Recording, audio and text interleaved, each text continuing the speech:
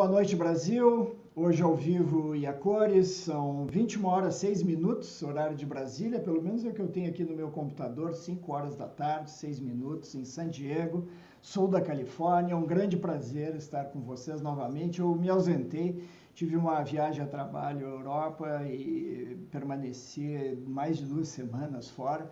E vocês viram que os vídeos das quintas-feiras foram pré-gravados, mas eu não deixo vocês na mão.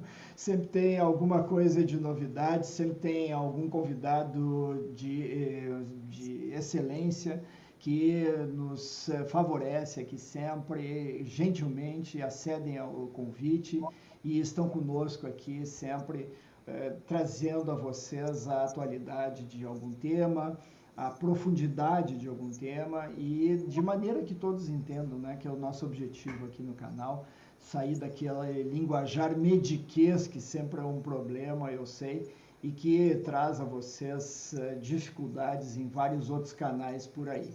Aqui não é assim, aqui nós tentamos desmistificar essa situação toda. Eu gostaria de agradecer a presença já de vários de vocês. Eu tenho um aqui original, ó, pamonha e palmito. Eu adoro pamonha e adoro palmito, então até botei na tela aqui. Só não diz de onde é que você é. Pode colocar aqui para nós sabermos. Nós temos a Heloísa de Campinas, nós temos a Simone de Rio Branco, no Acre, um dos poucos estados que eu não conheço no Brasil.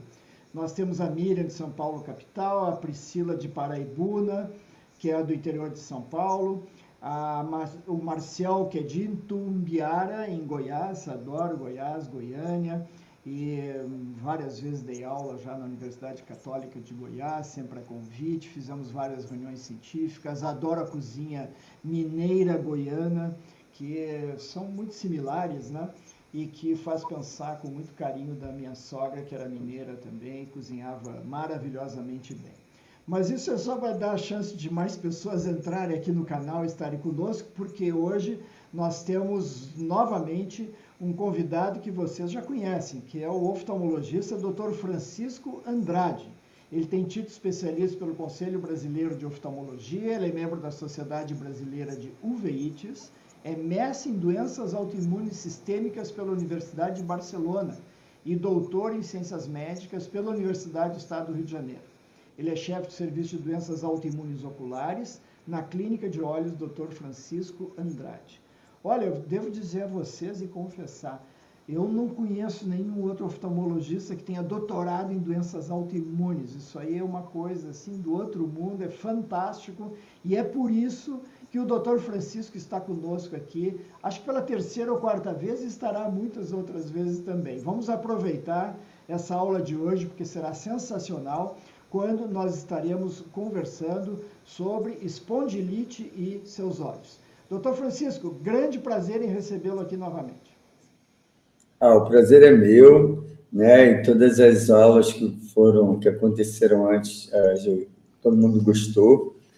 Tivemos várias perguntas, e acho que dessa vez nós vamos, como um tema muito específico, reumatologista e oftalmologista, eu proponho que nós fazemos uma troca, né, em um momento que é mais específico para o reumatologista e pedir sua opinião de como o reumatologista vê, porque o oftalmologista vê de uma forma e o reumato de outra.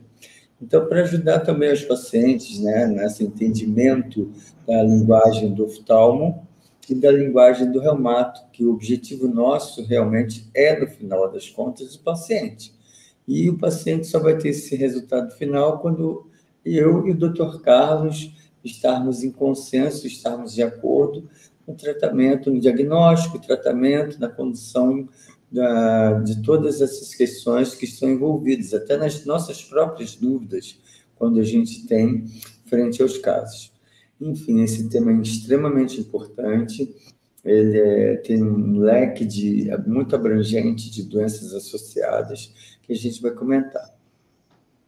Perfeito. Doutor Francisco, nós vemos o paciente de um lado e de outro, mas por especialidades serem distintas, é claro, mas na verdade com efeito sinergístico importante, né? Nós somamos aqui e até multiplicamos, né, doutor Francisco, quando nós temos os dados reumatológicos, os dados oftalmológicos, para o bem do paciente, nós conseguimos interagir de uma forma tal que nós conseguimos salvar olhos, muitas vezes, né? Que é a nossa grande preocupação nessas situações todas que às vezes podem complicar. Nós temos aqui a Gorete de Maceió, em Alagoas, nós temos a Inês de Vila Velha, no Espírito Santo, nós temos a Gorete dizendo que o Dr. Francisco é maravilhoso e muito educado, e nós temos a Inês confirmando que o Dr. Francisco é um excelente oftalmologista.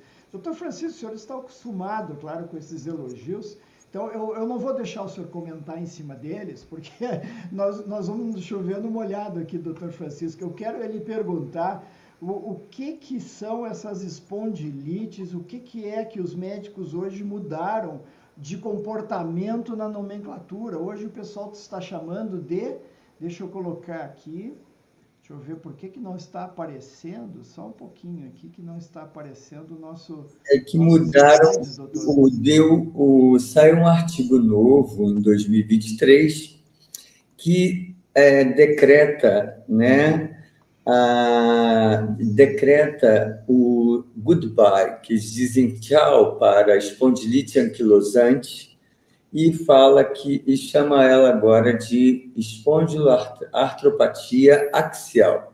Então, a nomenclatura mudou, então a doença existe, só mudou a nomenclatura. Mas isso aí engloba, né, chamado o que é espondiloartrite ou o que é espondiloartropatia.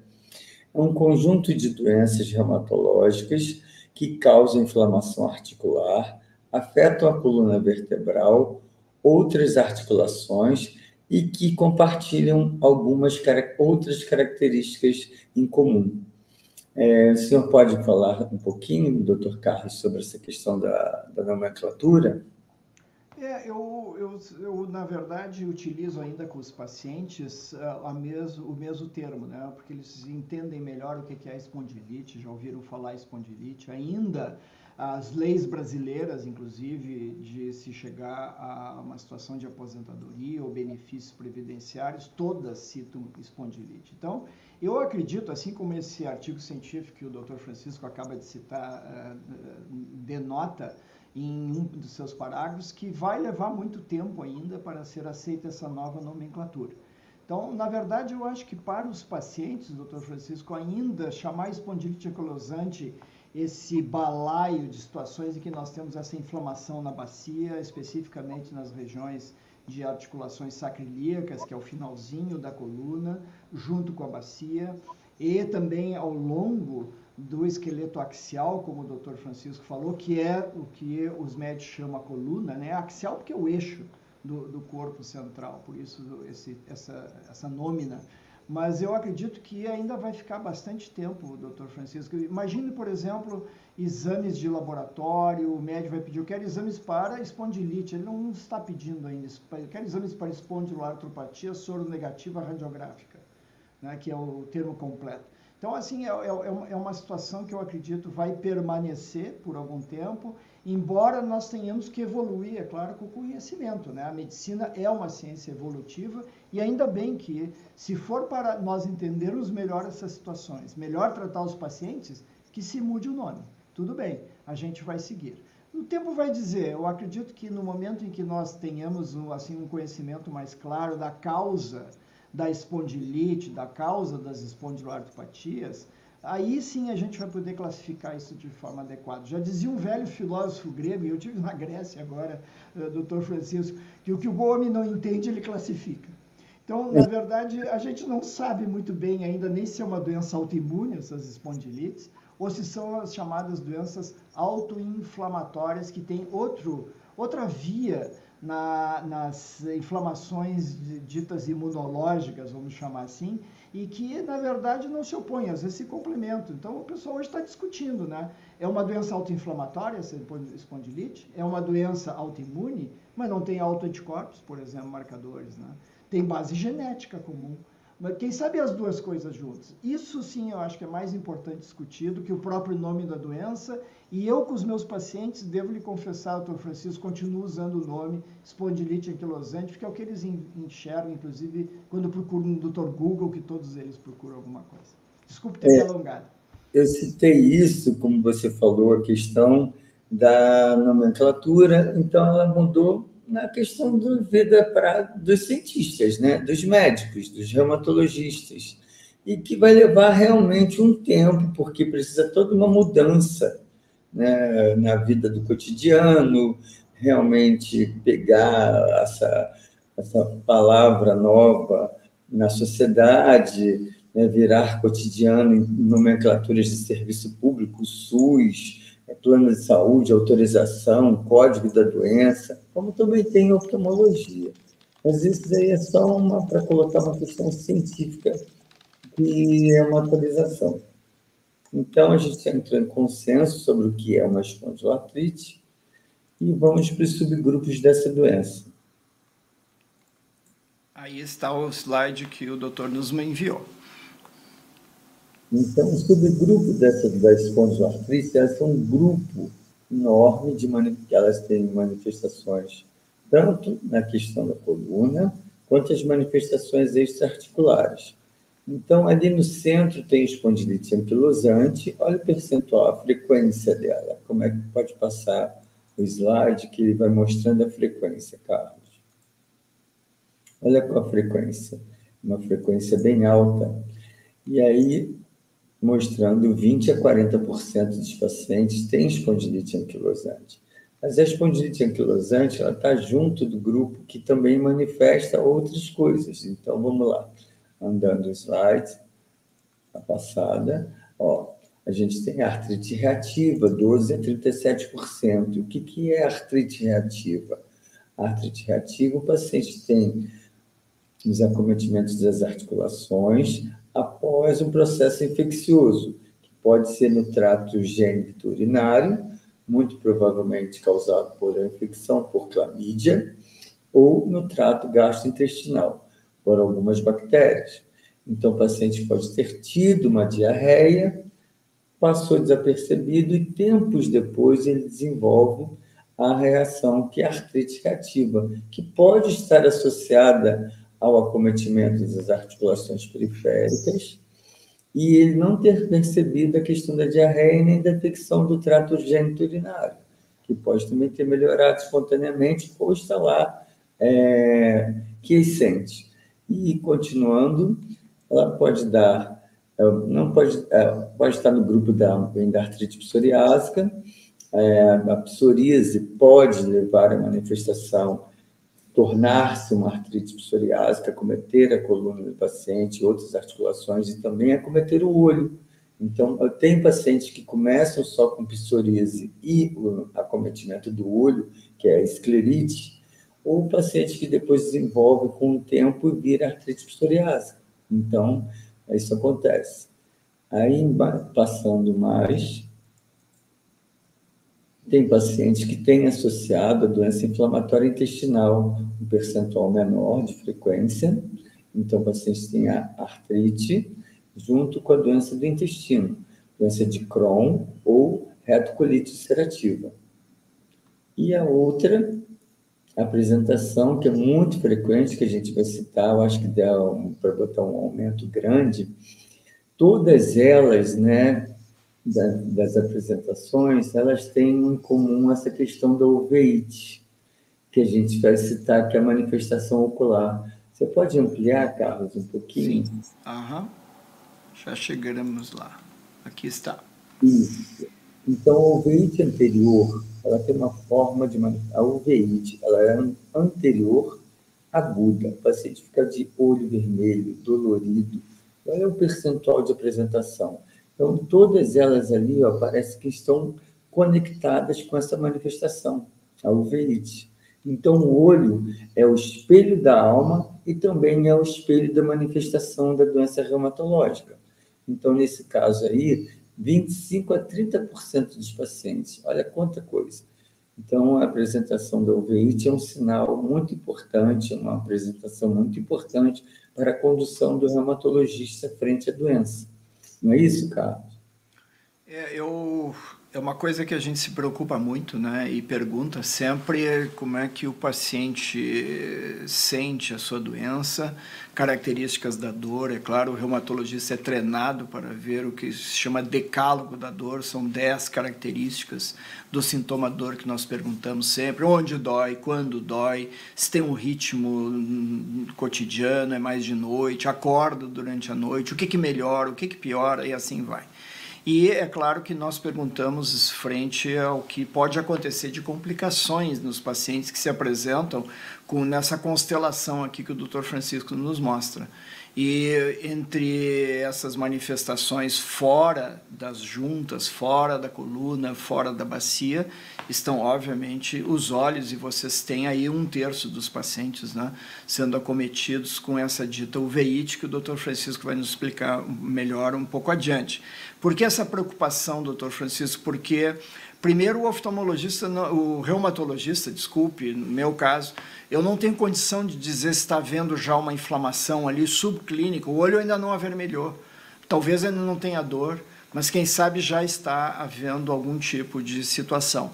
É o caso, por exemplo, na forma juvenil, que vai se falar logo a seguir, né, em que a criança muitas vezes não está se queixando, né, o olho ainda não está vermelho, ou está vermelho porque estava chorando um pouco ali e tal.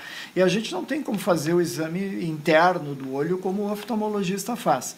Então, com esta preocupação e sabendo as complicações visuais, são os olhos preciosos dos nossos pacientes, né?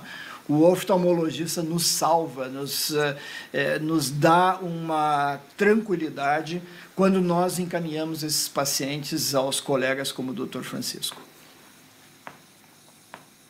Enfim, vamos para o próximo slide.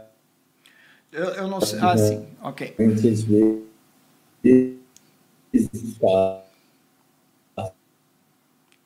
está falhando um pouco o Dr. Francisco. Não sei se é um problema da internet, Dr. Francisco.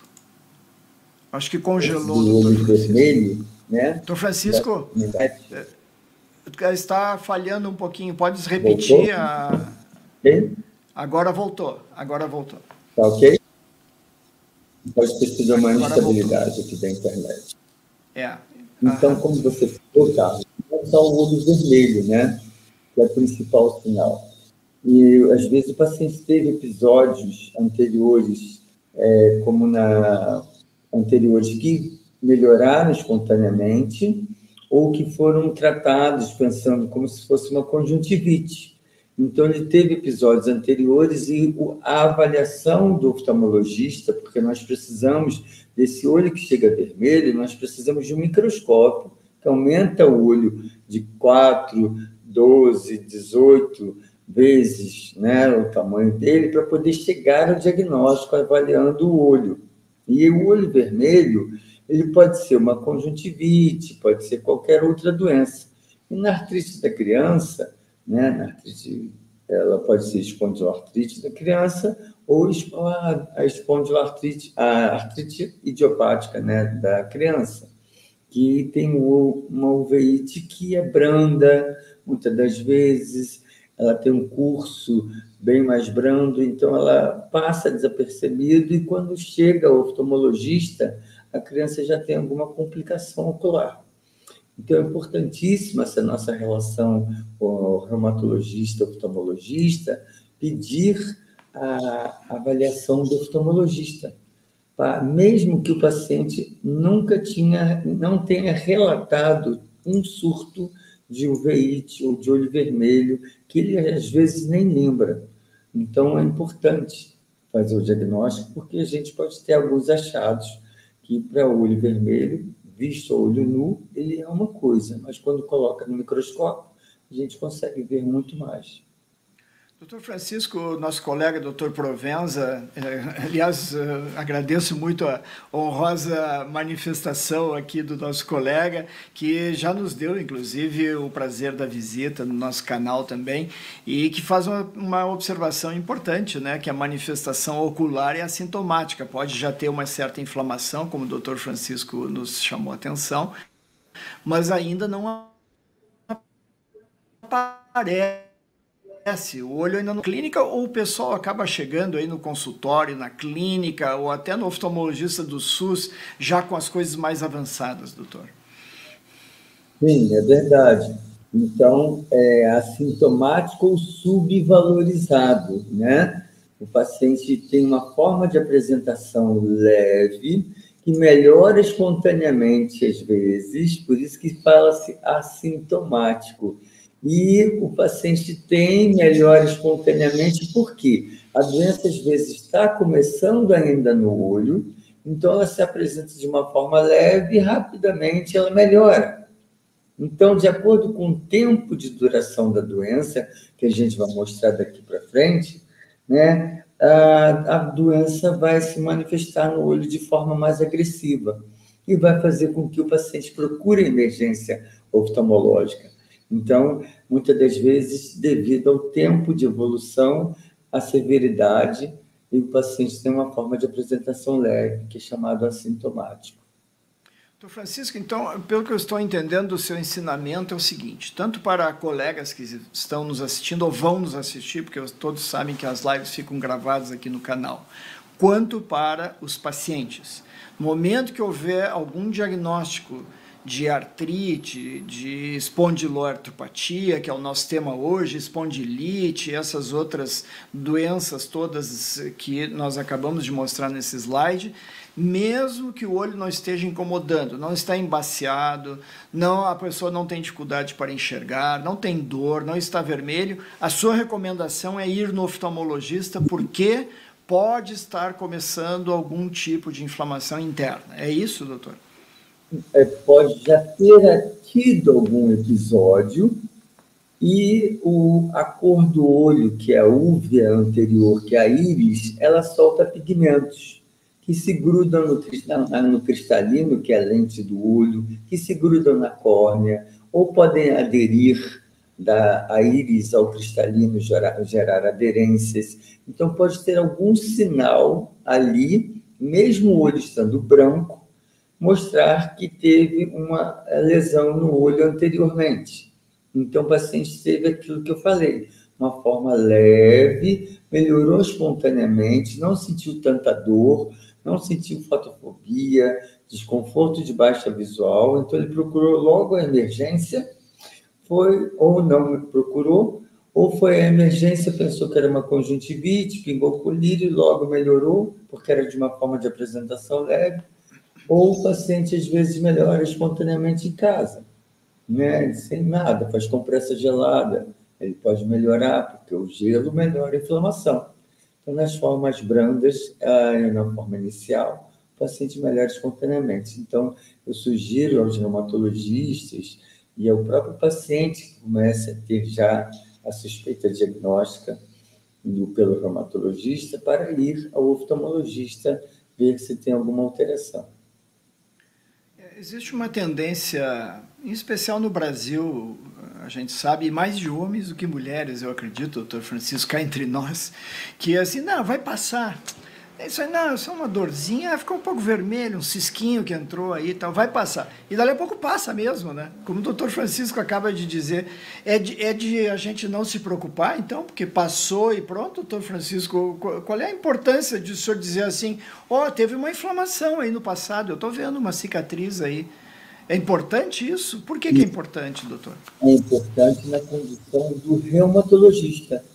Então, já teve um episódio anterior, ou alguns episódios anteriores, então eu vou falar para você, doutor Carlos, né, que o paciente teve episódios, sim, anteriores. Ele não está agora com o olho vermelho, nunca na sua consulta ele relatou que teve uveites, mas isso vai ajudar o quê? A sua modalidade de tratamento do paciente, a abordagem do paciente, o acompanhamento do paciente, ficar mais perto do paciente. Então, é importante para essa questão, porque ele já teve episódios, então você vai lançar mão de medicamentos que vão tratar o olho, tratar a coluna em conjunto.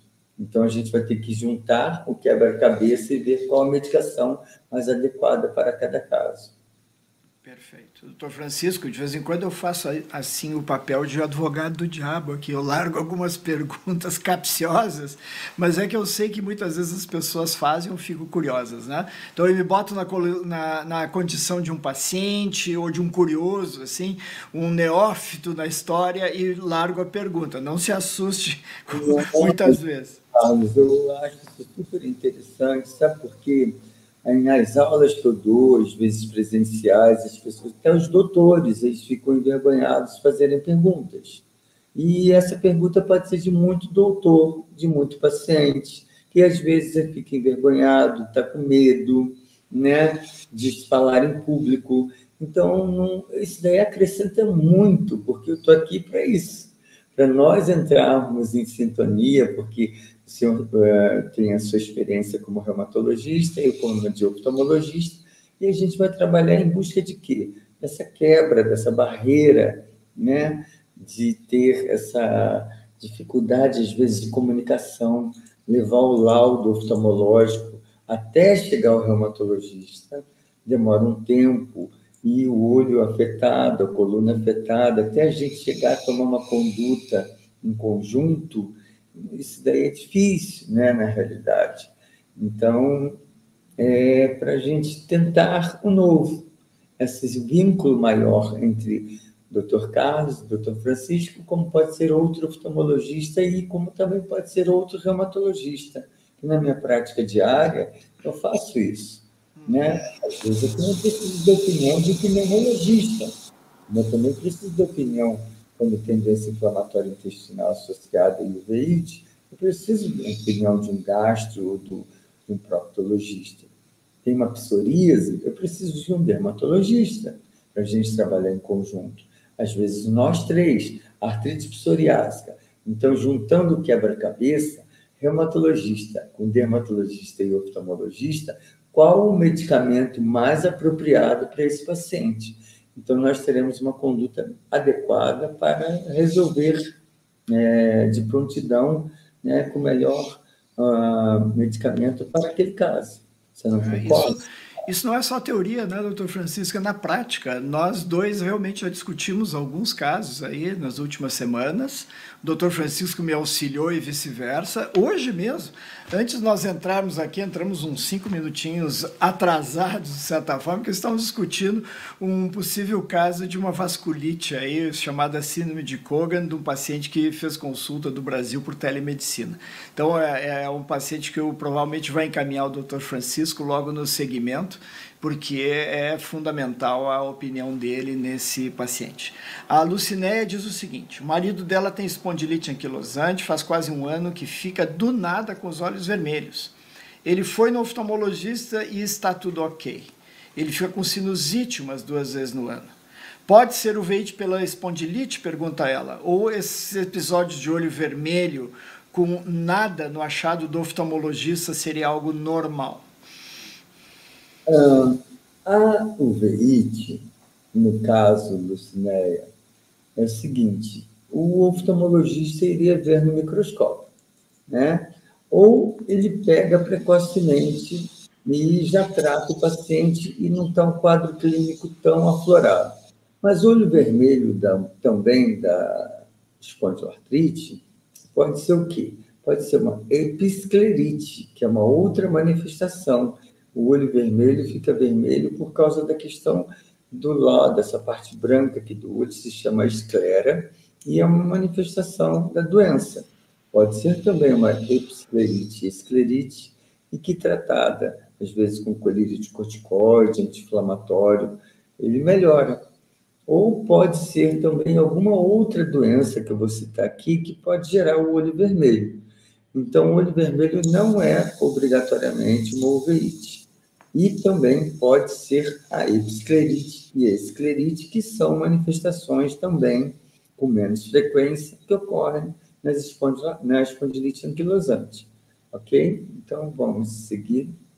Doutor Francisco, a Simone faz um comentário e uma pergunta. Pode acontecer problema na retina, tipo um rasgo na retina? Não. O rasgo na retina, ele ocorre por causa de uma degeneração na retina. Isso associado, tem algumas questões associadas. Paciente míope, paciente que sofre algum trauma, paciente que sofre de um descolamento da gelatina do fundo do olho, que traciona a retina e faz um rasgo, uma rotura retiniana, não está relacionado. O que está relacionado à retina é quando a doença, a espondilite anquilosante, a uveíte de anterior, ela se aprofunda para posterior, ela gera uma coroidite. Eu vou apresentar aqui depois para vocês e vou mostrar quando ela apresenta as outras manifestações. Perfeito. Acho que nós podemos ir adiante nessa parte das uveites em si, os tipos, né? De acordo com a anatomia. Então, aumentando o slide, né, e aí a gente vai ver o seguinte, já passando, pode passar. Pode diminuir um pouquinho e passar, porque ele vai mostrar na classificação das uveites. Então, a uveíte anterior, como eu estou falando, é a uveíte da espondilite anquilosante e das espondiloartrites. Ela comete a cor do olho, que é a íris, e a parte posterior, que é o corpo ciliar. Tá? Isso daí é chamada úvea anterior. Então, se chama úvea porque, olha o corpo ciliar, ele parece com uma uva, um cacho de uva. Então, na Grécia Antiga, ela foi classificada como chamada de úvea, por causa desse aspecto, de parece um cacho de uva. Então, é uveíte anterior, íris e corpo ciliar, causa irite, ciclite, ou elas podem estar juntas e causar iridociclite. Então, a uveíte da espondilite anquilosante e das outras espondiloartrites são uveites anteriores, agudas e recorrentes. Mas ela pode ser agressiva e caminhar para aquela parte ali, ó, que é a pars plana, uma parte intermediária entre a parte anterior do olho e a parte posterior do olho, causando a uveíte intermediária. Então, ela ocorre quando a uveíte da espondiloartrite, da espondilite anquilosante, ela pode ser severa, pode demorar a chegada ao médico, ao oftalmologista para tratar, ou às vezes está com falência ao medicamento que está usando a nível sistêmico. A doença pode estar controlada no corpo, mas no olho não está controlada. Então, por isso que ela pode ter uma apresentação mais severa. Continuando, aí ela vai se continuar para a parte posterior, que é aquela parte ali chamada coroide. A coroide é aquela cor que tem um amarelinho, é a retina. E o de cima, que é a camada vascular posterior, é a coroide, que é o uveíte posterior. Então, por tudo ali está interligado, o olho está interligado com a retina, está interligado com a parte de cima branca, que é a esclera. Então, nós podemos ter uveoretinite, a gente pode ter uveoesclerite, então, devido à contiguidade. E outra complicação que acontece é a turvação dessa gelatina, que é chamado humor vítreo, a vitreite. A liberação de células inflamatórias, elas acontecem e faz a visão ficar turva. Então, às vezes, o olho do paciente está branco e o paciente está com visão turva, porque está cometendo a parte posterior do olho. E a outra parte posterior do olho que está importante sinalizada ali é a mácula. A mácula é a região central da visão. Então, ele pode fazer o chamado edema macular. E que também pode acontecer ali, pegar um nervo óptico, a cabeça do nervo óptico, chegada do nervo óptico no olho. Então, ali em cima tem os vasos sanguíneos dentro dele, a artéria perioftálmica. Então, isso, nessa região aí, chamado de papila óptica, mais dentro do olho. Isso, a papila óptica, quando no laudo do oftalmologista, vocês têm papilite. Então, a inflamação drenou da parte anterior do olho, está bem agressiva e chegou nessa parte, que é a veia que vai levar o retorno sanguíneo e as células inflamatórias. Doutor Francisco, o que é esse canal aqui no Isso aí é canal de bloqueio. É um canal específico que separa um pouquinho o vítreo, que ele é embrionário, né? Ele tem origem embrionária, ele é dividido, né, anatomicamente. É separado anatomicamente, muito parcialmente, mas que geram doenças que estão associadas à embriogênese, né? Durante a gestação, esse canal é muito importante na formação do cristalino dessa lente que tem aí, que é a lente natural que a gente tem dentro do olho, que vira catarata, e ele tem doenças associadas. E que realmente ele mostra uma membrana fibrótica, né, uma fibrose desse canal, e devido a uma má formação genética do paciente durante a gestação. Doutor Francisco, uma pergunta assim mais de base mesmo, de conhecimento, digamos, mais técnico. Por que a espondiloartropatia ataca mais o olho na sua parte anterior do que posterior, do que intermediária? Existem teorias na oftalmologia para explicar isso? Existem duas teorias. Existe a primária lá em cima, você está vendo ali o que é a espondilite, né? Ou espondiloartropatia, espondilite anquilosante. Ela não comete as articulações na chegada do tendão à articulação, não é isso? Na que é a êntese. Então, a êntese do olho está lá em cima, está vendo o músculo lá em cima do olho? Isso. Aí um músculo lá em cima, lá em cima, tem um músculo. Isso. O músculo está chegando nessa parte branca aí, ó. A parte branca é o tendão do olho. Então, o tendão do músculo do olho reto superior, o músculo que puxa o olho para cima, tem um tendão que chega ali. Nosso chamado complexo ênteso-sinovial do olho é aí. Entendeu? Então, a nossa êntese. Então, você tem que explicar um pouquinho para os pacientes isso, para depois passar para outra versão do porquê que tem ela é uveíte anterior. Você interessante. Esse tecido altamente especializado é que ancora e transforma o músculo e o tendão em osso, e vice-versa, né? Saindo do osso, existe uma transformação progressiva, vai se transformando o colágeno, vai se transformando em tendão e surge o músculo. E graças a isso a gente consegue mexer, né? Se não fosse esse tipo de estrutura, e ele, por algum motivo que não se conhece muito bem, é o que inflama, como o Dr. Francisco chamou, tem inclusive em crianças formas em que há dores difusas na criança, que não pega a coluna especificamente, pelo menos não no primeiro momento, e que pega mais todas essas entradas, esses ancoramentos de tendões nos ossos. Mas aqui no olho é interessante, porque aqui não tem osso, né, doutor? E mesmo assim se chama êntese. Então, é o ancoramento do tendão da musculatura que mexe os olhos e que vai ocorrer justamente nessa situação em que o corpo ciliar aqui, que é o músculo que mexe o esfíncter da menina dos olhos, como o povo chama, né?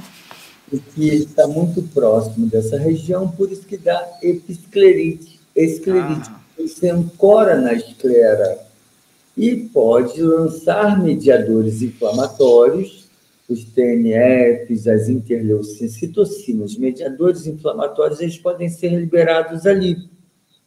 E como a fúvea é a camada vascular do olho, ela traz dentro dela também os mediadores inflamatórios, e que vão se alojar especificamente no corpo ciliar, na íris ou em qualquer área, por isso que pode ter intermediária e posterior também, porque você vê ali, ó, aumentando de tamanho, a coroide,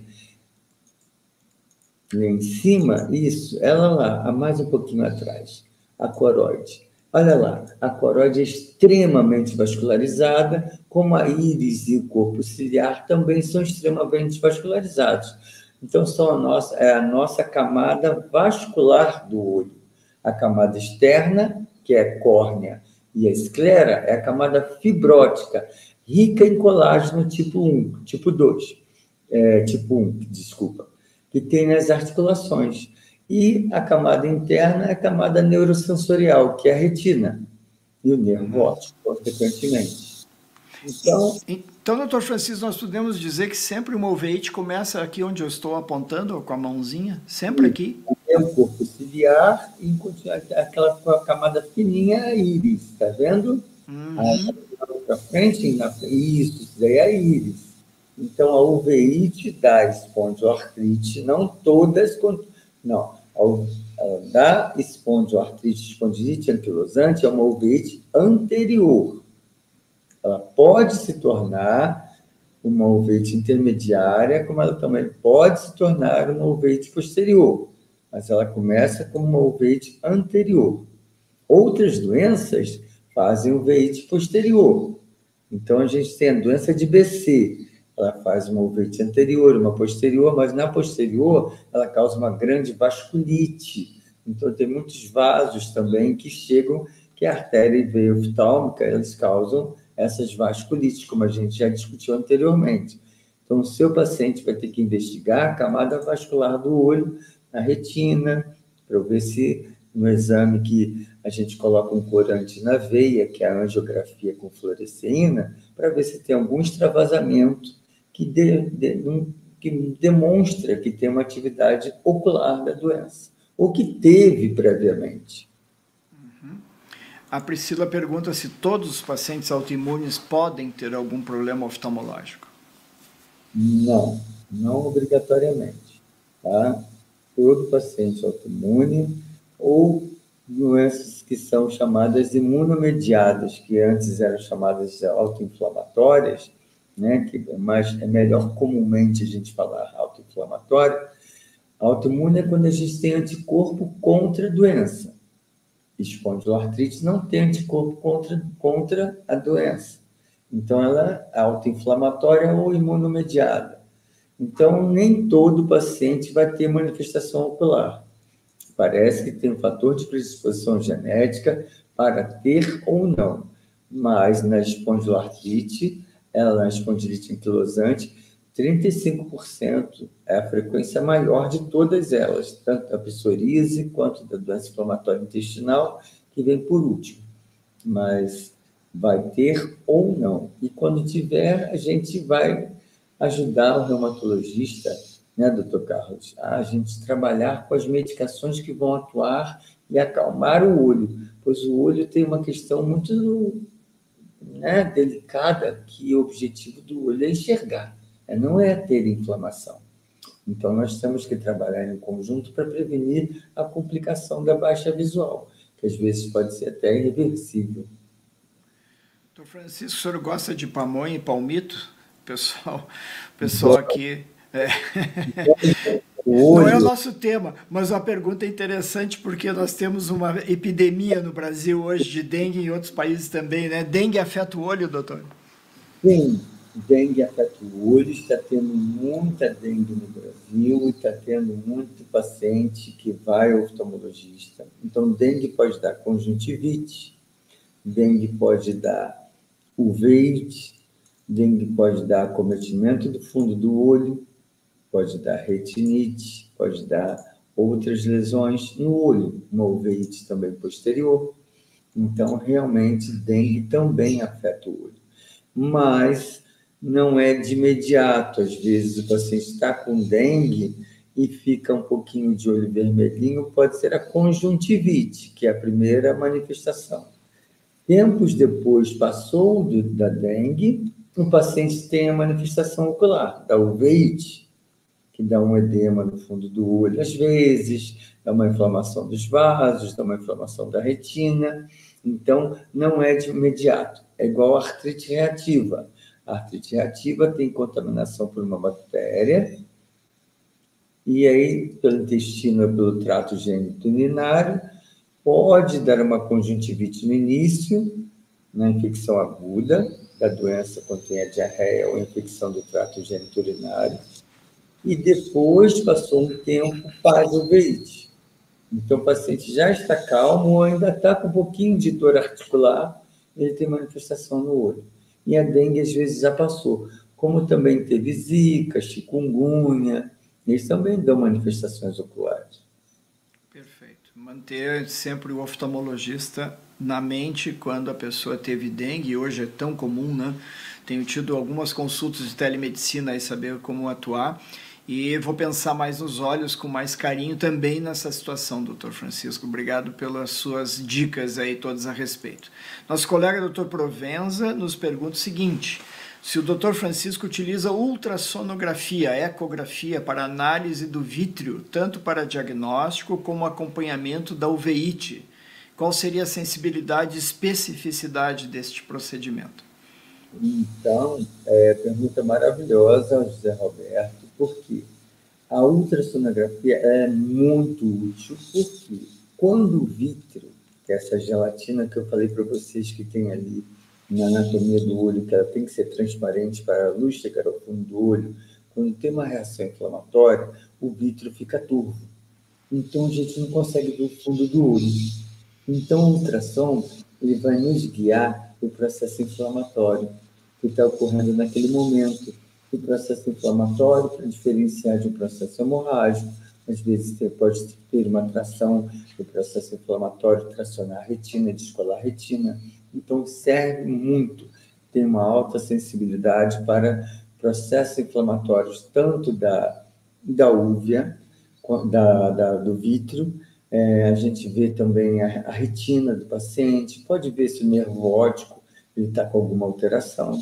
Então, realmente, quando a gente não consegue dilata a pupila e não consegue ver o fundo do olho, utiliza-se da ultrassonografia. Então, a ultrassonografia é muito útil. E isso serve também para o acompanhamento do paciente. O senhor faz no consultório ou o senhor encaminha? Pode ser, tem clínicas que tem consultórios que os oftalmologistas têm, é feito no consultório. É igual um ultrassom de abdômen, é o mesmo método. Só que tem um probe, né, que é muito pequenininho, que encosta e bota um gelzinho aqui, por fora do olho mesmo, a gente vai vendo a localização das estruturas, ele pode mexer o olho às vezes, para ver se tem movimentação, e se aquela tem alguma tração, posiciona-se adequadamente em várias regiões, em setores superior, inferior, temporal, nasal, para achar onde está, às vezes, até um foco inflamatório. Pode ser uma uveites infecciosa, por uma toxoplasmose, que está gerando uma vitrite. Né? Então, às vezes, pacientes têm espondilite anquilosante, tomam um imunossupressor e desenvolvem uma doença infecciosa. Então, ele pode desenvolver uma doença infecciosa que é toxoplasmose, que causa vitreite. Ele pode ter também outra doença infecciosa, como uma sífilis, que ele pode se contaminar de qualquer momento, e ter uma apresentação de uma vitreite. Então, o diagnóstico, que eu dou aula também, de diagnóstico diferencial. Então, a apresentação de doenças infecciosas durante o tratamento imunossupressor, né, para tratar da doença, pode acontecer. Então, isso daí vai nortear para o Dr. Carlos como conduzir frente. Então, nós vamos discutir o caso. Eu falo para ele: olha, Dr. Carlos, eu acho que essa apresentação, pelos exames que eu fiz, a forma de apresentação dela, nesse momento, sugere que não é uma reativação da uveíte da espondilite anquilosante. Ela é uma outra modalidade. Ela pode ser também uma doença que a gente chama síndrome mascarada. Síndrome mascarada pode ser uma tumoração, pode ter sofrido um trauma, pode ter alguma infecção outra diferente, que é uma endoftalmite, uma infecção que pode ocorrer após uma cirurgia, ou entrar algum germe no olho via endógena, via de dentro do próprio corpo, o paciente está imunossuprimido, está com uma infecção fúngica, então pode dar uma infecção fúngica no olho. Então, isso aí é muito variável, que vai ajudar o Dr. Carlos a conduzir. E a gente vai trabalhar em conjunto na abordagem dessa manifestação que não é do que pensa, né? Às vezes ele me encaminha porque o paciente está se queixando de baixa visual e o olhinho está branco. E, na realidade, ele apresenta ali uma manifestação de uma doença oportunista, às vezes uma tuberculose, pode acontecer. Nosso país é endêmico de tuberculose. Mesmo o paciente fazendo o tratamento profilático anterior, doutor Carlos, durante o curso do tratamento da doença, ele pode se contaminar pelo bacilo da tuberculose e desenvolver tanto, não necessariamente vai ter tuberculose pulmonar, ela já vai direto para no olho, o olho, como é tão pequenininho, ele já logo se contamina. Então, às vezes, a manifestação no pulmão precisa de muito mais bacilos. Então, a disseminação pelo sangue, ela cai no olho e já dá logo uma infecção pela tuberculose.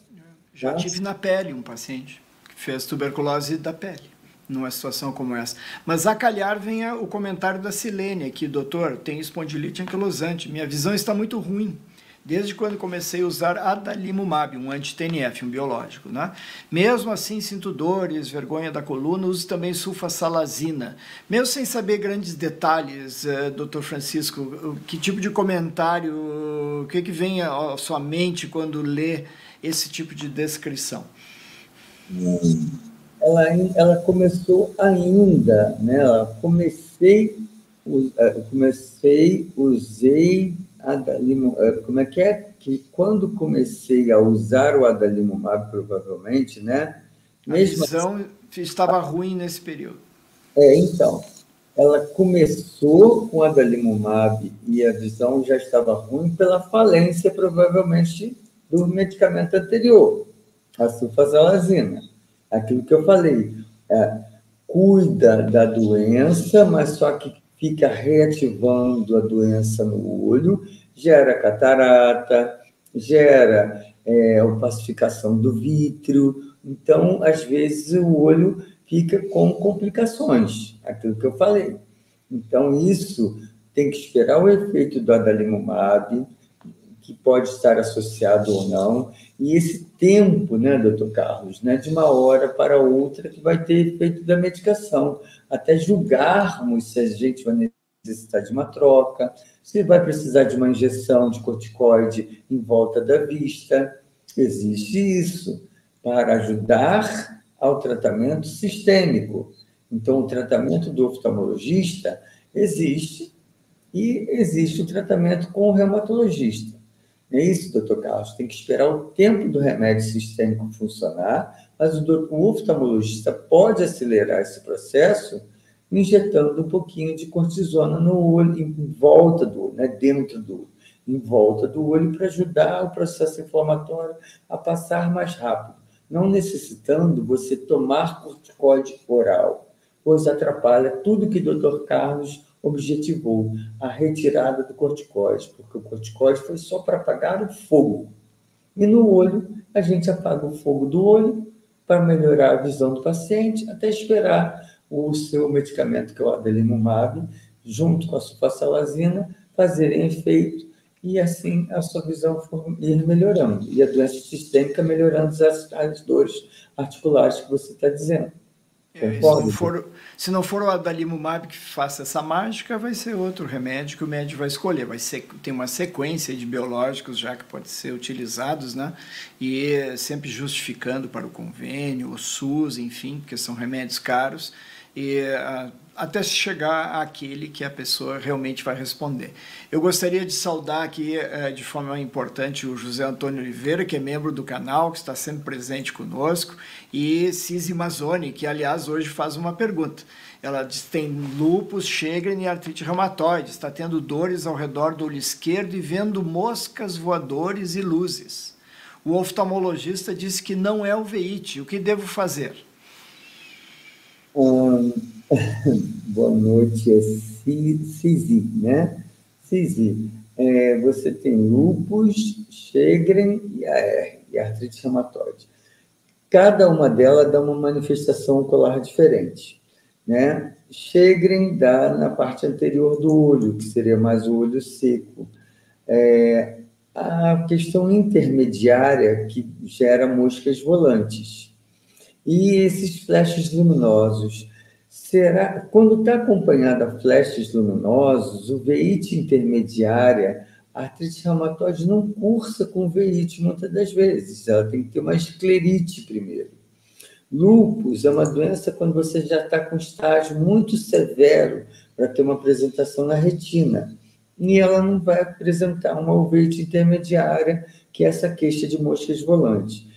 Tem que dilatar a pupila, fazer um mapeamento de retina, fazer uma ultrassonografia para ver se isso daí é uma outra questão. Pode ser o chamado descolamento do vítreo. O vítreo se descola do fundo do olho.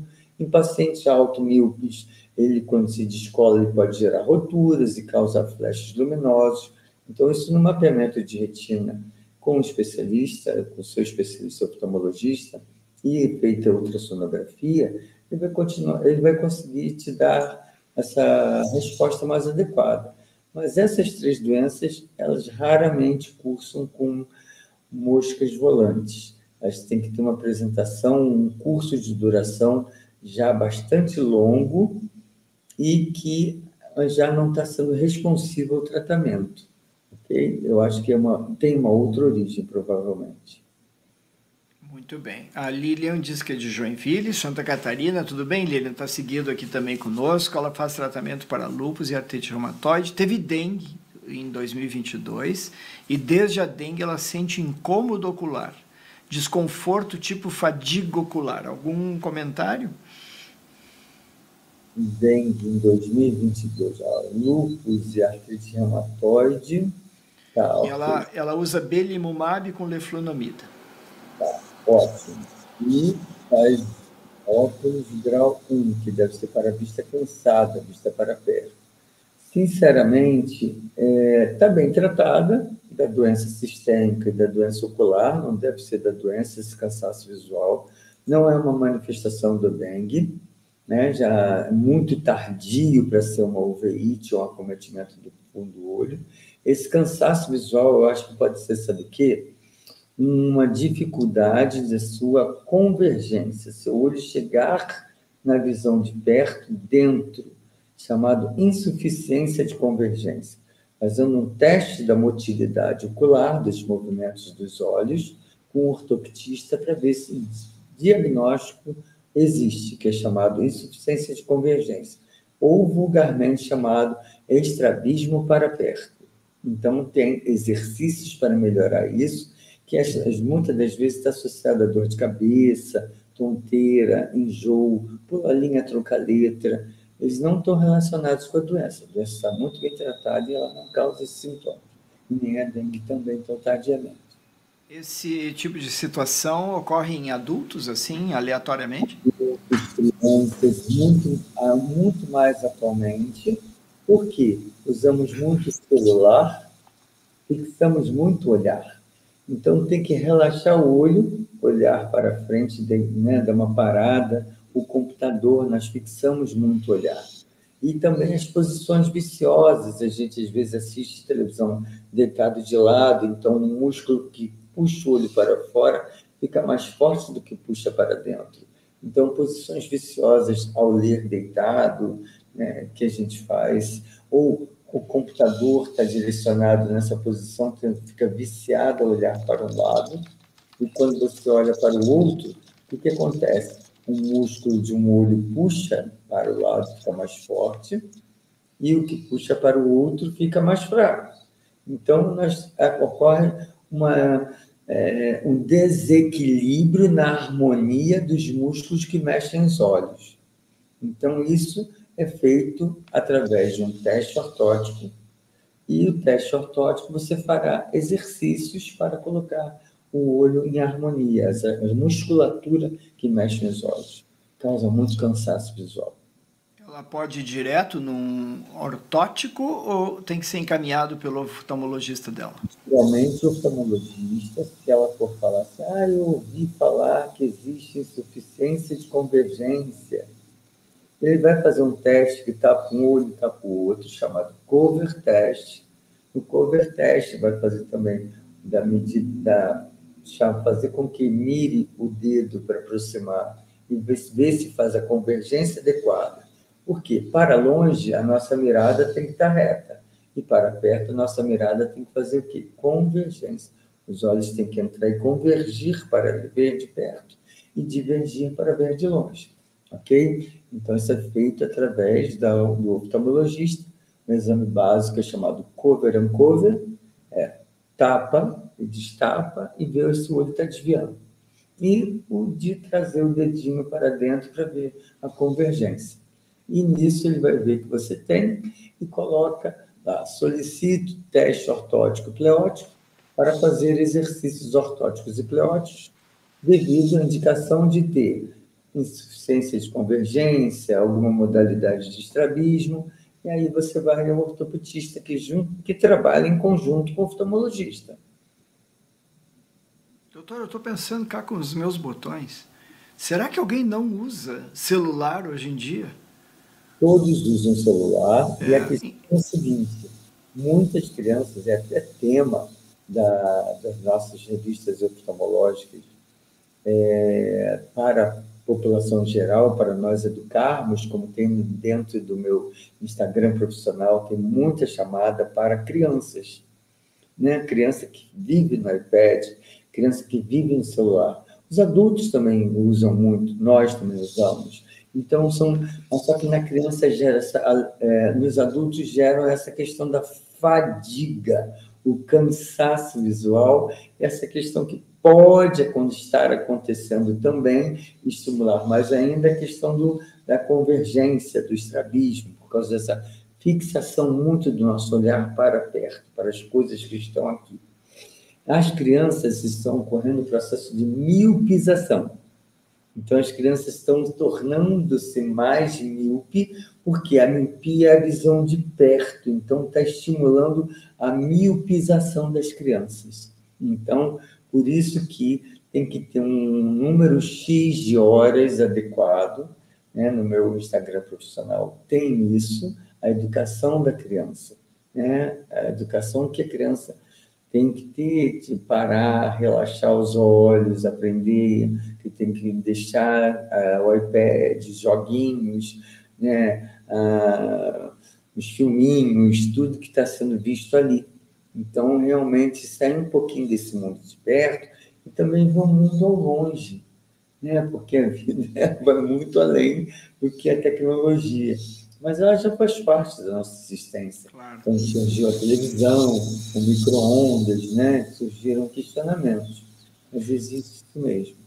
Perfeito. Nós já vamos mostrar um slide aqui no segmento, mais perto do final da live, onde nós temos todas as informações de onde o Dr. Francisco está presente nas mídias sociais. Que é mais telefone ainda, mas aí é para o bem, né, Dr. Francisco? Numa boa. Muito bem. Dr. Francisco, voltando aqui à situação de uveites, o senhor me mandou um slide com os fatores de risco. E o primeiro que eu vejo aqui que o senhor colocou é o genético, né?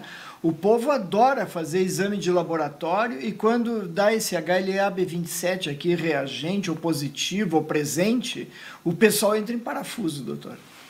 Entra em parafuso, como o seu paciente, como a gente estava discutindo antes, ele é HLA-B27 e ele não tem espondilite anquilosante, ele tem uma vasculite.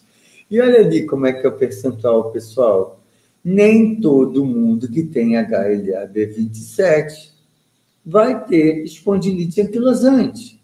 Olha o percentual, ó. 30% a 35% dos pacientes têm uveíte e tem HLA-B27 positivo. E o HLA-B27 positivo, tudo bem que ele é um marcador genético da doença, que predispõe. Mas tem estudos mundiais que tem populações que têm mais e tem outras populações que têm menos esse marcador. E que, realmente, ele é um marcador da doença, sim. Mas só que vocês têm que não ficar apavorados, como também tem a questão do FAM. Não é isso, doutor Carlos? Ai, eu estou com FAM positivo, eu tenho doença autoimune ou terei. Não é isso, doutor Carlos? É outra questão que surge.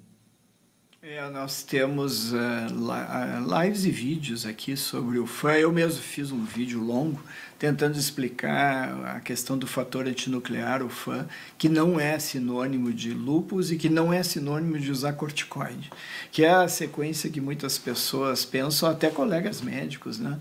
E agora, aqui, doutor Francisco, eu queria chamar a atenção, eu tive um caso ainda essa semana, de consulta por telemedicina de um paciente no interior de um estado do Nordeste. Ele foi ao médico e o médico estava tratando o HLA-B27 dele. Porque ele tinha umas dores inespecíficas na coluna que iam e vinham, não fez diagnóstico nenhum. O B27 não desaparecia, doutor Francisco. E por isso ele resolveu fazer a consulta comigo. É claro que um marcador genético não vai desaparecer, né, pessoal? Não tem como tratar a genética da pessoa, não tem como tratar meus olhos marrons, né? Não tem como tratar minha calvície androgênica aqui, que é familiar do meu avô, bisavô, sei lá quem mais, né? Então, assim, são situações em que a gente não fica tratando o exame. Aliás, a gente nunca trata o exame, a gente trata o paciente. Mas, especialmente em relação ao HLA-B27, pessoal, abram os dois olhos sempre. Se o médico está tratando o exame, você já fica com o pé atrás. Né? Tem que tratar vocês, como paciente, como um todo. E se está tratando o HLA-B27 para ver se ele desaparece, e repetindo o exame, não vai desaparecer. Pode acontecer algum laboratório errar o exame, é um exame genético mais difícil de fazer, às vezes o laboratório não tem tanta experiência, né? Aí às vezes vem negativo, às vezes vem positivo num outro. Aí é outro problema, é um problema técnico de laboratórios. Mas quando o exame está ali, ele basta fazer uma vez, ele não vai mudar. É a genética da pessoa. E isso aqui vem do pai ou da mãe, ou vem dos dois. O que o senhor me diz, doutor Francisco? Então, é um exame que a gente chama complementar. Tanto é que em cima do título é fatores de risco para ter o VIH. E esse é um fator de risco. É um exame complementar. Eu não trato o exame, eu trato o indivíduo que está tendo VIH, que está relacionado a HLA-B27, e que o doutor Carlos vai dizer para mim que realmente ele fecha o quadro clínico sistêmico de alguma das espondiloartropatias que a gente citou. E que vem agora mais outros fatores. Vamos lá.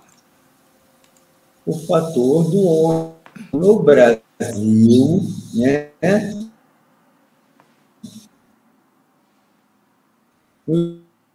Os homens antes.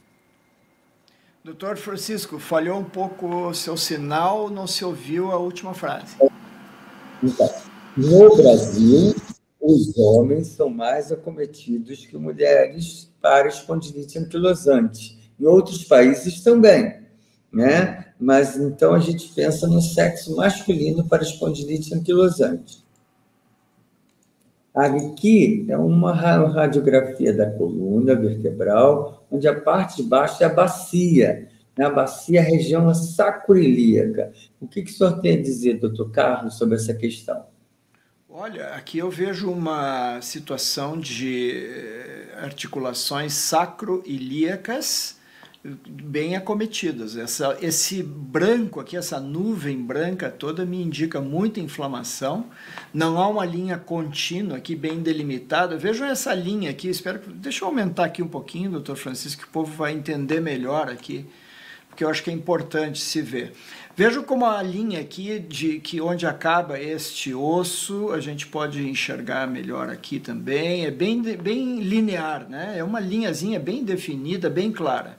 Quando, no normal, a gente seguiria aqui por essa articulação da bacia com a coluna sacra, vocês podem ver que existe uma bordadura aqui, uma certa irregularidade nessa articulação. Aqui parece que tem uma ponte óssea até já se formando, a mesma coisa aqui. Ou seja, isso aqui é um quadro crônico inflamatório de bastante tempo, e uma foto que o Dr. Francisco nos dá nesse slide que indubitavelmente me faz pensar em sacroileite bilateral, para o lado de espondilite, para o lado de paciente que de fato vai fazer uveíte, porque é um quadro que não está bem controlado até aqui, pelo menos. É um paciente que deve estar com bastante dor lombar inflamatória, ou seja, acorda pela manhã com muita dor nas nádegas, talvez com irradiação para as pernas, tipo ciática, às vezes de um lado, às vezes do outro, e que melhora durante o dia com alguma atividade física, seja caminhada, enfim, as coisas usuais que as pessoas fazem no seu dia a dia, né? Mas isso é o que eu poderia dizer, doutor, em relação a esse tipo de acometimento, que é o exemplo que nos traz aqui, que é muito bonito, inclusive, essa radiografia do ponto de vista do médico, né, que estuda essas doenças. Para o paciente, isso aqui é muito ruim, porque indica uma doença avançando.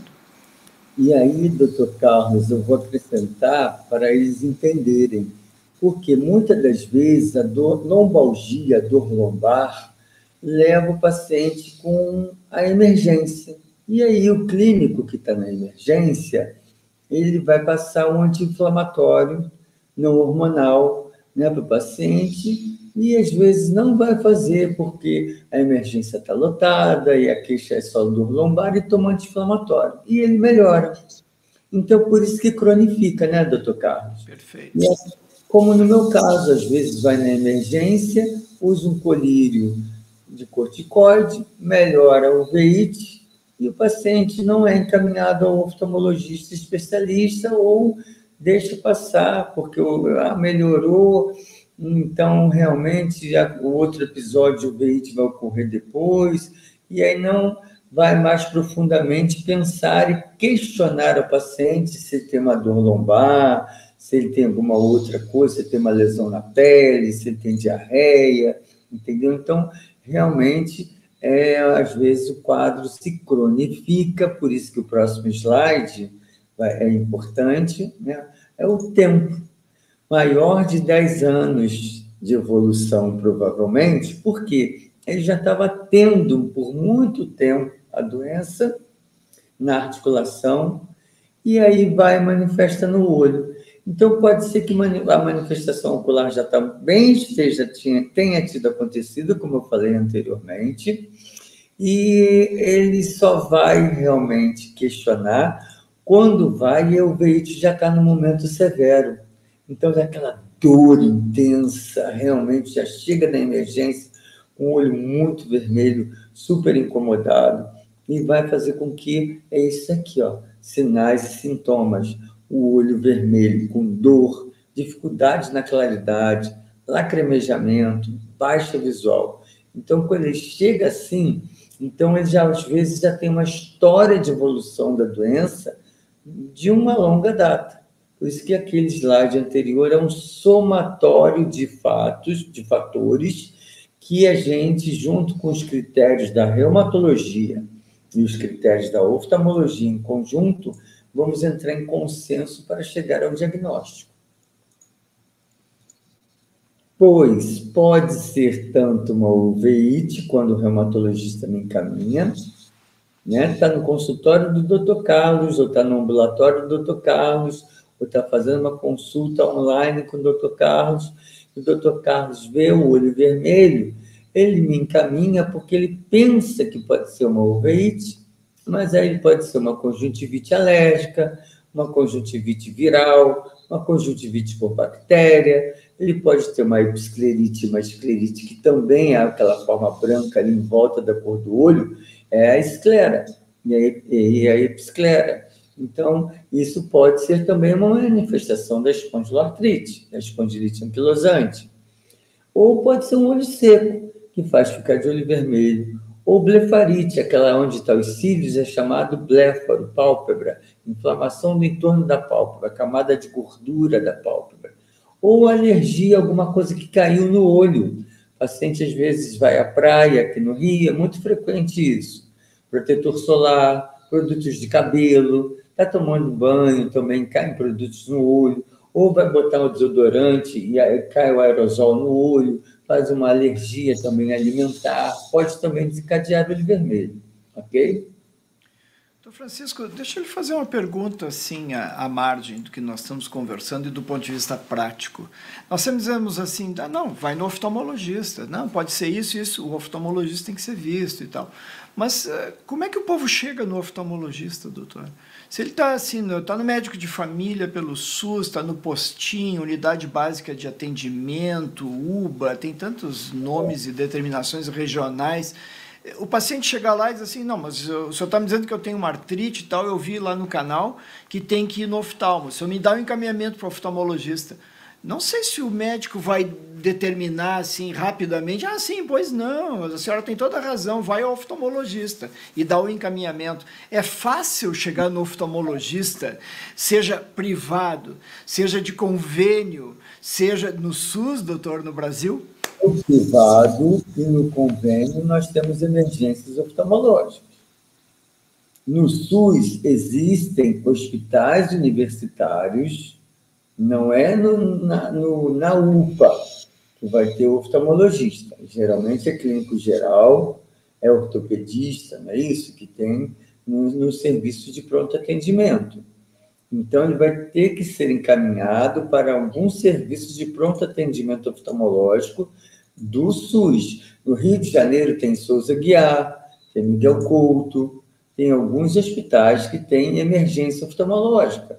Então, ele pode ir no postinho da casa dele. E aí ele vai ser encaminhado para um serviço maior, porque realmente ele vai precisar de uma avaliação oftalmológica. Mas tem tanto no SUS, quanto no particular, quanto no plano de saúde. Existem emergências oftalmológicas. E o paciente vai chegar lá e vai ser direcionado. Ou já vai ligar para o doutor Carlos, quando tem plano de saúde ou é particular, o doutor Carlos já vai encaminhar para algum oftalmologista que esteja trabalhando e possa fazer um encaixe. Também existe isso. O médico oftalmologista de consultório, como eu, muitas das vezes, no prédio onde eu trabalho, tem muito reumatologista, perto do meu trabalho, do meu consultório também tem um centro de reumatologia, que eles mesmos já ligam para mim. Você pode fazer o encaixe? O paciente também pode parar no consultório, como uma forma de encaixe.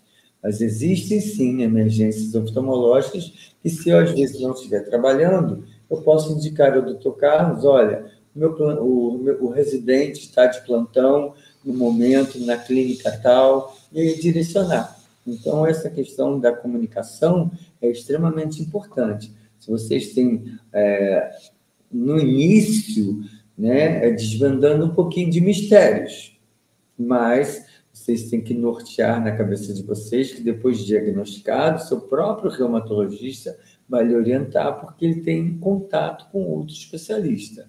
Mas, no início, realmente, a história é esse dilema mesmo. É a dor lombar que é tratada com anti-inflamatório na emergência do clínico. Não é isso, doutor Carlos? Perfeito. E o olho vermelho, que muitas das vezes o clínico trata ali sem fazer uma avaliação oftalmológica. Ele não vê que tenha tanta gravidade, por isso que passa desapercebido. Passa um colírio de corticoide e o paciente realmente vai melhorar. Passa um anti-inflamatório não hormonal sem cortisona para a coluna e a dor lombar vai melhorar. Então, esse é o curso natural de muitos ou alguns pacientes que são acometidos por essa doença. Perfeito. Doutor Francisco, o pessoal tem feito algumas observações aqui. A Gorete, por exemplo, diz que tem fibromialgia e fez um quadro de acidente vascular encefálico. Gostaria de saber se tem a ver com os olhos. Também a Lilian, que tem dor no quadril. E o pessoal, assim, tem vários acometimentos gerais que eu não vou colocar aqui, porque nós não vamos tratar cada um, né? Mas eu gostaria de lhe perguntar como é que o senhor vê esse tipo de situação em que o paciente chega e como é que o senhor chega a um diagnóstico e como é que o senhor encaminha daí. O senhor vê um quadro neurológico, o senhor vai encaminhar para o neurologista, é claro, mas o mais comum, eu imagino, dentro do que nós estamos conversando, é que seja o reumatologista mesmo, né? Sim, porque pode ser que sim, pode ser que não, vai depender do que eu tenho acesso no horário e no dia, né? Então, numa sexta-noite, no final do trabalho, eu só vou encontrar plantonistas. que plantonistas são da clínica médica, não são os reumatologistas. Ou, às vezes, não vai ter um hospital central onde eu vou ter um neurologista com à frente uma neurite ótica. Quem vai ver vai ser o clínico geral, que vai pedir um parecer do neurologista, ok? Então, ou não vai ter um neurooftalmologista de plantão para ver comigo uma neurite ótica. Então, o exame oftalmológico é importantíssimo para nos nortear através da consulta. Então, é diferente, né? Quem trabalha muito com autoimunidade, quem trabalha com muita uveíte, é um oftalmologista diferenciado, porque ele compreende muito a manifestação da doença sistêmica no olho. E nisso tem que entender clínica médica. Então, a diabetes dá uma manifestação, hipertensão, fugindo do tema autoimunidade, espondilite anquilosante, diabetes, hipertensão, colesterol também dão manifestações oculares. Então, a gente tem que entender qual o tipo de apresentação que está tendo no olho com aquilo ali, ó, a consulta e os exames. Ouvir a história do paciente, saber se realmente aquela história do paciente condiz, quais os remédios que já toma, e fazer a dilatação da pupila, avaliar ele por completo, avaliar um pouquinho o corpo, sente aqui, sente ali, tem alguma queixa, e nisso encaminhar ou reumato, ou às vezes eu estou vendo um quadro sugestivo de uma doença neurológica, encaminhar para o neurologista, ou uma doença cardíaca que pode estar dando uma hemorragia no olho, né, encaminhar para o cardiologista, ou uma doença como diabetes, ele vai para o endocrinologista. E no reumatologista é a manifestação no olho da espondilite anquilosante, que seria a uveíte anterior. Que aí eu vou entrar em contato com o reumatologista ou o próprio paciente, se já tem um reumatologista, ele vai entrar em contato dizendo, você pode ligar para o seu médico para conversar com ele e esclarecer o que está acontecendo? Porque de médico para médico fica mais fácil do que ficar mandando papelzinho. Mas no SUS, muitas das vezes, isso não acontece, entendeu? Então, realmente, você vai receber um encaminhamento para procurar o seu reumatologista, caso você tenha, ou você vai poder ser encaminhado para fazer uma primeira investigação com o reumatologista, porque, às vezes, o quadro pode abrir agressivamente no olho, o doutor oftalmologista suspeitar, e a dor lombar já está sendo tratada, mas só que você ainda não investigou todo esse seu quadro. Ou tem uma psoríase, e ela melhora com pomada anticorticoide, né? A diarreia é branda, e você deixa levar, e assim vai. Então, realmente, a gente vai precisar de um consenso, de um acordo, para poder nortear o outro especialista. Perfeito. Doutor, vamos tratar? Vamos. Então, aquilo ali que eu vou dividir com o Dr. Carlos, tá? O oftalmologista trata a parte de cima, que é colírios anti-inflamatórios, colírios que dilatam a pupila para poder não agredir o olho, né? A aderência da cor do olho que está inflamada, ela pode gerar aderências no cristalino, na lente do olho, gerar catarata, pode gerar glaucoma secundário, e o olho ser tratado com colírio de corticoide, pode dar uma injeção de corticoide em volta do olho, isso daí vai ajudar, às vezes, o doutor a pensar, né, se tem ali um quadro que realmente as partes de baixo ali, imunossupressor sintético, que no caso da espondilite anquilosante e das espondiloartrites, a sulfasalazina, o metotrexato, e os biológicos, que são os anti-TNFs. E que existe também outra gama de biológicos, né, que eu não coloquei aqui, porque para não confundir muito a cabeça, porque senão tem um inibidor de interleucinas, que são as citocinas, tem esses medicamentos que são outros que eu não coloquei aqui, porque senão vai confundir muito a cabeça do paciente. Então, que inicialmente vocês começam provavelmente com um biológico sendo anti-TNF. Não é isso, doutor Carlos? Perfeito. Eu queria chamar a atenção aqui que eu vejo seguidamente o pessoal tratando por anos situações de espondilite com ou sem uveíte, só com a sulfasalazina ou com o metrexato, sem partir para os biológicos.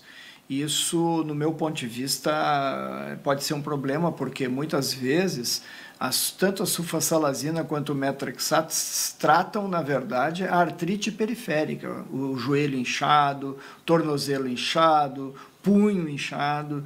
Isso funcionaria, mas para a inflamação no centro do esqueleto axial, no eixo, na coluna, na bacia, tem que ser realmente um procedimento mais avançado, por exemplo, com esses biológicos que o Dr. Francisco nos coloca aqui, o anti-TNF. Então, ou combinado, né? Pode-se usar o anti-TNF com o metrexato, com a sulfasalazina. Então, é algo assim a ter muito em consideração, e eu vejo muitos pacientes se queixando de espondilite ativa, mantendo só ou a sulfa ou o metrexato. Então, é importante a gente utilizar todos os recursos terapêuticos, principalmente esses ditos ainda mais modernos, né? Embora o anti-TNF tenha sido lançado há quase um quarto de século, doutor. Foi lá pelo ano 2000 que chegou no Brasil o primeiro remédio biológico para artrite reumatoide, depois que se viu que funcionava muito bem para as espondilites também. E na espondilite, o que acontece?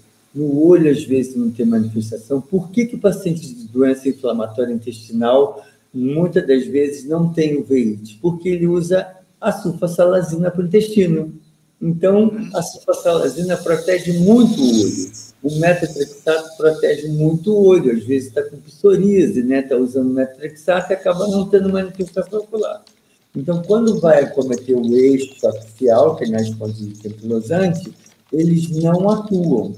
E aí tem muitos pacientes que ficam sendo conduzidos com anti-inflamatório sem cortisona, né? Ou usam corticoides também. Não tem isso, doutor Carlos? Oral, né? Que é um problema sério, a gente fazer o desmame do corticoide, ou o anti-inflamatório, que tira a dor lombar, mas não trata da lombalgia inflamatória, que vai levando a consequências que levam àquela posição viciosa do paciente, né? A posição do esquiador.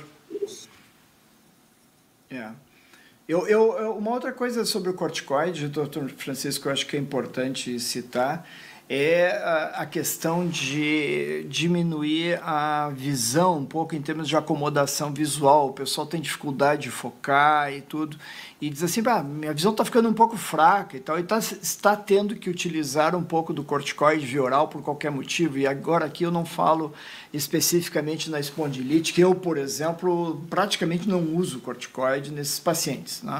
A não ser que tenha o acometimento, é claro, do olho que nós estamos falando hoje. Mas é uma situação que muito mais acontece por edema da lente dentro do olho, devido ao uso do corticoide, do que propriamente por um problema da doença. E muitas vezes o pessoal não sabe isso e fica indo no oculista, e o oculista, estou chamando oculista agora aqui, doutor Francisco, o oculista fica dando receita de lente para óculos, e a pessoa vai em 2, 3, 5 e já está na quinta receita e não melhora. Não vai melhorar, pessoal, porque enquanto estiver usando o corticoide, o cristalino está um pouco inchado e tem que aguardar, diminuir a dose do corticoide e vai melhorar espontaneamente. É assim, doutor Francisco? Em verdade, leva a miopização do paciente, o grau fica mudando toda hora, o astigmatismo muda toda hora, o eixo do astigmatismo muda toda hora. Ele é a dança do oftalmologista. Ele fica trocando de oftalmologista. Então, corticoide, gente, guarda na cabeça. Corticoide é para apagar o fogo. Corticoide a gente pode usar só no olho e não colocar corticoide oral, pois o Dr. Carlos demorou anos para fazer o desmame do corticoide, e aí entram com corticoide oral e atrapalha todo o curso dele de desmame, pois o corticoide é necessário sim para apagar o fogo, mas ele tem as complicações, pode aumentar a pressão arterial, pode causar diabetes, causar estria, causar asma, catarata, glaucoma secundário, insônia, irritabilidade. Então, corticodependência, às vezes você vai tentar retirar o paciente em reativa. Então, tem que ser um processo muito lento. Então, para eu, oftalmologista, eu trato o olho e ligo ou encaminho ao reumatologista e não coloco o corticóide oral. No máximo, tratamento tópico. Trato oftalmologista para tratar do olho e encaminha para quem sabe lidar com o tratamento sistêmico. A Luísa disse que tem espondilite anquilosante há muitos anos. Estou tendo olho seco, diz ela. Algumas vezes, quando pisco, faz barulho. O que seria isso? E tem dor também. Espondilite anquilosante não cursa com olho seco. No seu caso, provavelmente, Luísa, pode ser um olho seco de outra origem. Tá? Olho seco é uma aula que pode ser dada depois, né? Temos que falar de olho seco. Eu tenho essa aula no meu canal do YouTube, que vocês podem ter acesso. Então, olho seco na sua idade pode ser diminuição do hormônio feminino, pode ser uso de antidepressivo, pode ser uso de diurético para hipertensão arterial, pode ser uma blefarite seborreica associada, pode ser alguma alteração que você tenha, ou uma queda, um hipotiroidismo associado. Então, tem um leque enorme que gera olho seco, mas espondilite anquilosante, por si só, não gera olho seco. Deve investigar a Luísa, então. Dicas para ficar alerta quanto ao veite, doutor? Então, com aquilo que eu lhe falei, com ou sem olho vermelho, dor ou moscas volantes e ou baixa da visão, diminuição da... procurar ajuda médica. Pode ser tanto do doutor reumatologista, clínico geral, que eles vão acabar encaminhando para o oftalmologista. Ou já vai direto ao oftalmologista. Nesse caso ali, sem olho vermelho, às vezes o reumatologista que vai me pedir a avaliação. Como vocês questionaram ali da mosca volante, da dor, né? Às vezes o olho está branquinho, mas está com essas queixas todas. Então, só o oftalmologista para poder fazer o diagnóstico, e nisso a gente tratar precocemente, tanto eu e o doutor Carlos, para evitar as complicações. Vocês viram aquela coluna, né, que já estava com mais de 10 anos, então gera deformidade na coluna, deformidades nas mãos, joelhos, tornozelos, né, então não consegue usar sapato alto porque dói o calcânio. Então, a gente evita a complicação ocular, que é a catarata, o glaucoma, a baixa visual, que às vezes necessita de uma cirurgia depois para recuperar. Então, a gente precisa estar junto, eu e o doutor Carlos trabalhando junto, para tirar o paciente da atividade, tornar ele sem atividade. E isso, sem atividade, ou ele estar calmo para poder operar o paciente também, às vezes. E para que a gente mantenha o paciente sem atividade, às vezes, para evitar que tenha nenhuma complicação. Porque, ou esse objetivo, a gente ajusta ou não o tratamento para vocês ficarem inativos, porque na cabeça dos pacientes, né, doutor Carlos, a doença é para sempre, aquele tratamento é para sempre. Às vezes o tratamento pode trocar, como não tem falência ao remédio da hipertensão, o diabetes, ou às vezes o paciente pode entrar na remissão sustentada e pode ser feito o desmame, espaçar o tempo do tratamento. Concorda, doutor Carlos? Em especial quando a complicação surge a partir de uma artrite psoriásica, por exemplo, na sua forma associada ao HLA-B27, que cursa com espondilite, às vezes com uveíte. Eu tenho pacientes que ficam 7, 8, 10 anos sem tratamento. A gente vai diminuindo os remédios gradativamente, vai espaçando o remédio biológico, pode ser retirado, os exames de laboratório não mostram inflamação, o paciente não tem dor, mantém seus exercícios, mantém sua postura e volta ao consultório uma vez por ano para avaliar. Se tiver alguma queixa ou problema visual, vai ao oftalmologista, que já sabe, e são sinais de alerta aqui que estão no slide, e qualquer coisa a pessoa sabe, né? Mas eu tenho pacientes que ficaram muitos anos, inclusive, sem vir. Até imaginei que tinham trocado de médico, o doutor Francisco, mas dali a pouco reapareceram dizendo, olha, está voltando alguma coisa aqui, logo estou vindo lhe ver, mas como é que ficou tratando esse período todo? Não, doutor, depois que o senhor me disse que eu podia ficar sem o remédio e tal, fiquei bem. e eu vou olhar na ficha clínica, faz 8 anos que eu vi o paciente. Então, existe certamente essa possibilidade de as pessoas entrarem em remissão, em especial em algumas dessas formas. Crianças, por exemplo, que pode ter também essa forma axial, né, o problema da inflamação na coluna, né, numa das formas da artrite idiopática juvenil, quando entra na puberdade, às vezes a doença desaparece. Esse jogo hormonal aí faz com que a doença simplesmente se evapore, vai embora e não volta mais. Que bom, né? Então, essa é uma luz que eu dou para os pais também, muitas vezes, vamos aguardar aí. Mas, doutor, isso aqui vai entortar meu filho. Não, nós vamos cuidar para isso não acontecer.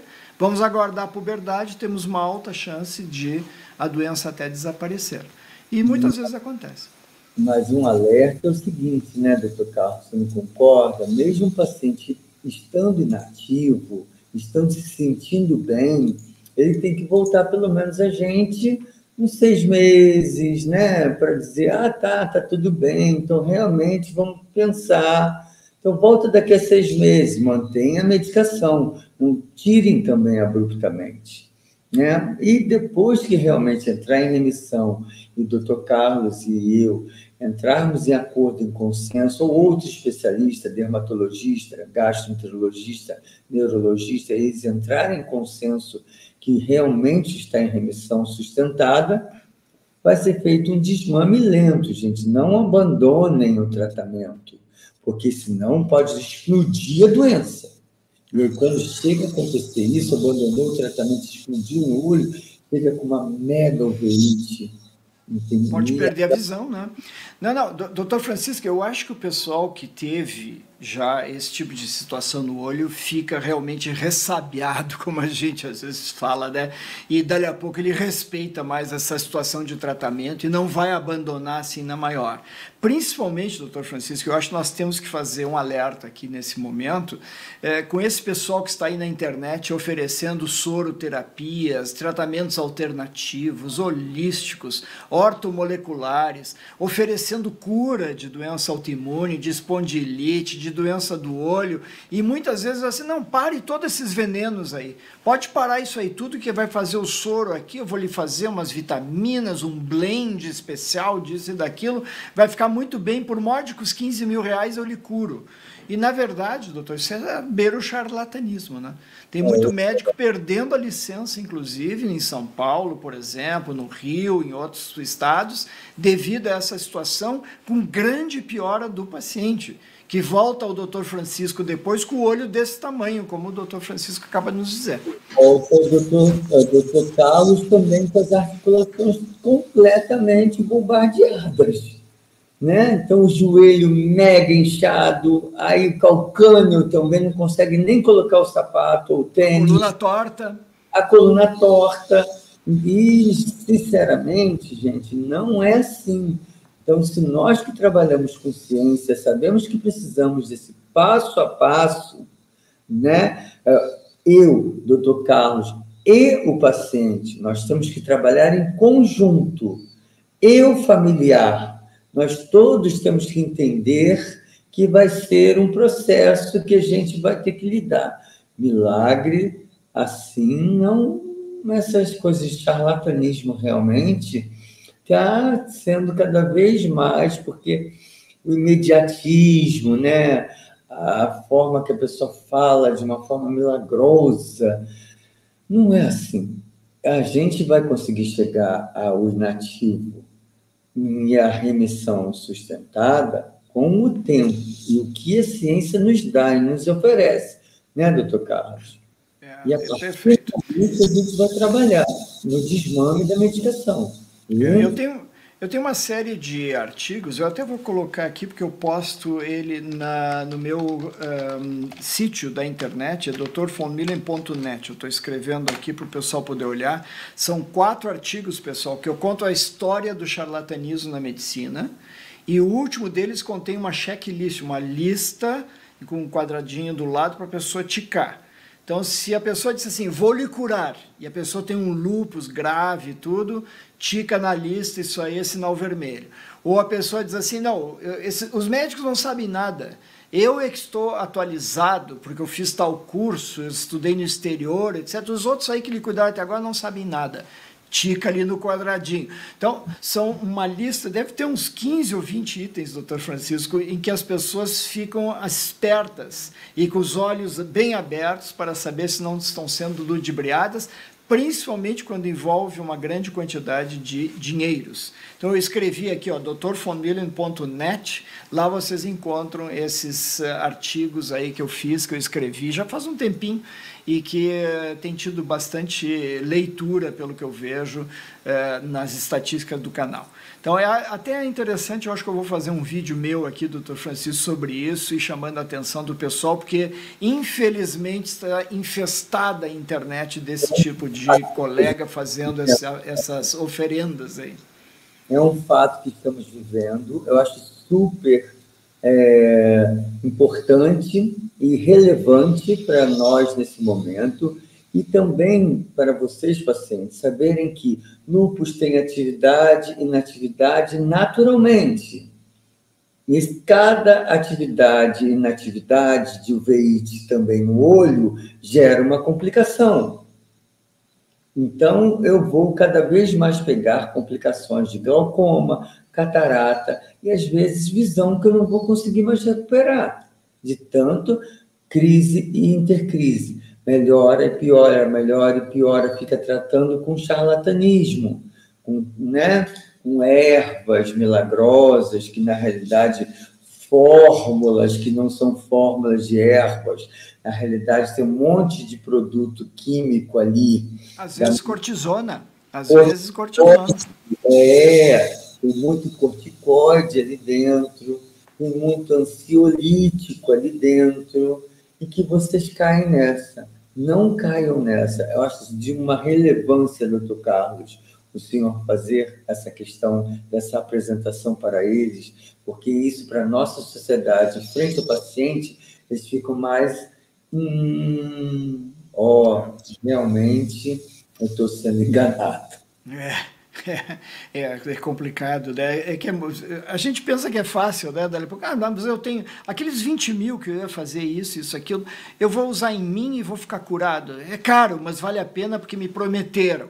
Na verdade, está botando dinheiro pela janela, né? Está botando dinheiro fora. Doutor Francisco, nós chegamos ao final da nossa conversa, foi excelente como sempre. Nós já temos uma nova live alinhavada para junho com o doutor Francisco, nós vamos falar de lúpus e olhos, e mais adiante, no segundo semestre, nós vamos conversar sobre vasculites e olhos, BC, por exemplo, e tantas outras manifestações oculares que acontecem na policondrite recidivante, na granulomatose, na sarcoidose, enfim. Nós temos vários papos aí a ter com o Dr. Francisco, que é de uma elegância, uma educação e uma competência técnica privilegiados, como vocês puderam observar aqui hoje, mais uma vez, no canal. Dr. Francisco, eu coloco na tela os seus contatos, deixo o microfone à disposição para a sua despedida.